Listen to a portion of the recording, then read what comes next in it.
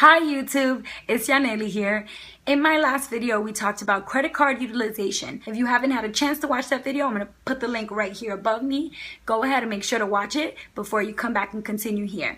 Now, I don't know about you guys, but I've definitely heard over and over again in my life that you should only use credit cards for emergency purposes. Well, I'm here to tell you today that is just not true. There's so much information out there that we hear from our family and friends or that we find online, and we just take it as being true. But we really need to make sure to do our homework and take this information and do some fact checking. We have to make sure that the information is accurate before we consider it to be true. Now in this video, I'm going to go ahead and debunk a couple of different myths that I know I've heard. I'm sure lots of you have heard too. That way we're all clear on what's true and what's not true about credit cards. In order for your credit score to be really high, the credit bureaus are going to need lots of different information about your payment history. They're going to need to see lots of different instances of you making payments on time. If you only use your credit card once in a blue when you have an emergency, you're not sending that much information to the credit bureaus, and they're not going to be sure if you're a financial risk or not. In order to make sure that you're creating a really strong financial reputation for yourself, you have to make sure to use your credit cards and keep all of your accounts active. I am not encouraging you to take your credit card and go use it every single day, multiple times a day. No. On the contrary, what I suggest you do is come up with a plan. Be organized. Say, I'm going to use my credit cards once a month or once every other month to make sure that there's constant activity in my account, but I'm not going to spend more than I have. Two big reasons why you should never close any of your credit card accounts. The first one is that 15% of your credit score comes from the age of your credit. So if you opened a credit card a long time ago, say when you were 18, and now you just turned 30 and you realize that you don't use that credit card anymore, come up with a plan to find small ways to use that card every couple of months, or if you can, once a month for a small purchase, because that will keep that account active, and that's going to make sure that your age of credit is really long. The longer you've had credit, the better your chances are of having the most possible points in the category for age of credit. The second reason why you should never close any of your credit cards is because it's going to negatively impact your utilization rate, which we talked about in my last video. If you think about how much you owe on your credit card compared to how much you have available on your credit card, when you close one of your credit cards, it's going to drop down the amount of credit that's available to you because you just closed one of your accounts. So that money on that card is not available to you anymore. What you owe is going to be closer now to the amount that you actually have available to you. And that's going to mean that your utilization is going to be affected negatively.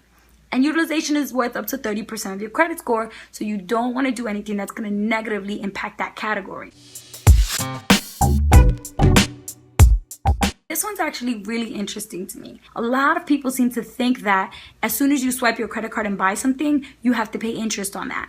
And that's not true. If you only pay part of your balance or just the minimum payment due, then of course there's going to be some left over that you still owe, and then they're going to charge you interest on that amount. If you pay off everything that you bought in one statement cycle by the due date of that statement cycle, then you won't have any interest because there's not going to be any remaining balances. Never pay interest on any of your purchases.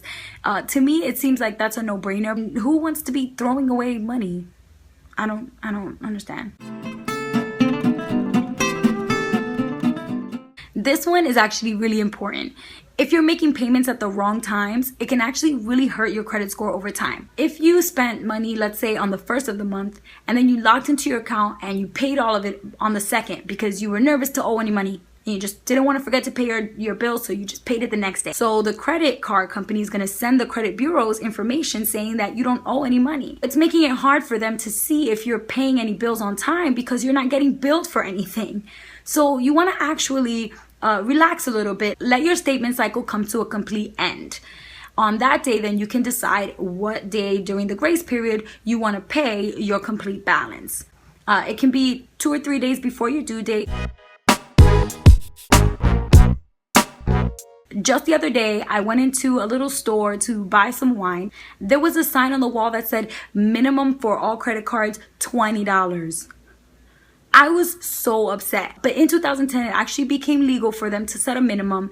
But the most that they can say you have to spend on your card at any given point to be able to use it is $10. So if you go into a store and you see that it says $15 minimum on all credit cards, you need to pick up your phone. You need to report that store because that's illegal. They cannot have a minimum set for credit cards that is over $10. And so that other day when I was in the wine store, I saw that minimum was $20, and I walked right up to the register and said, that's illegal. You can't do that. And so I'm going to call 301 and report your store. And quickly he was like, no, don't do that. Of course, you know, $10 is fine. You can buy $10 worth of stuff and I'll swipe your card. Yeah.